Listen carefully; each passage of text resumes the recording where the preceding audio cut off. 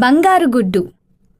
ఒక గ్రామంలో సోము అనే వ్యక్తి నివసిస్తూ ఉండేవాడు. సోము రోజు పక్కన ఉన్న అడవికి వెళ్ళి కట్టెలు కొట్టి వాటిని అమ్మగా వచ్చిన డబ్బులతో జీవితం గడపసాగాడు.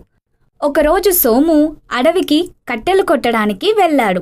కానీ ఆ రోజు సోముకి సరి అయిన చెట్టు దొరకలేదు. దానితో సోము బాధపడుతూ ఇంటికి బయలుదేరాడు. సోముకి దారిలో ముళ్ళ పొదలలో చిక్కుకున్న ఒక బాతు కనిపించింది. అది చూసిన సోముకి చాలా జాలి వేసింది. వెంటనే ముళ్ళ పొదల నుంచి బాతుని తీసి తనతో పాటు ఇంటికి తీసుకెళ్లాడు.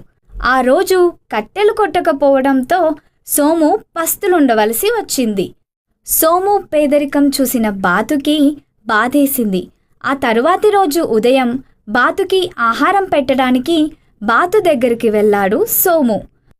అప్పుడు బాతు ఒక బంగారు గుడ్డు పెట్టి ఉండటం చూసి ఆశ్చర్యపోయాడు.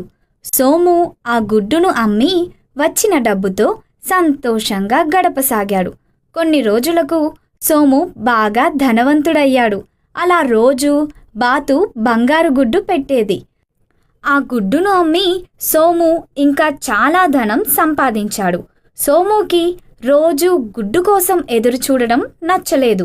సోము భార్య సోముతో, మనం బాతుగుడ్ల కోసం ఎదురు చూడడం ఎందుకు? దాని పొట్టలో చాలా బంగారు గుడ్లు ఉంటాయి.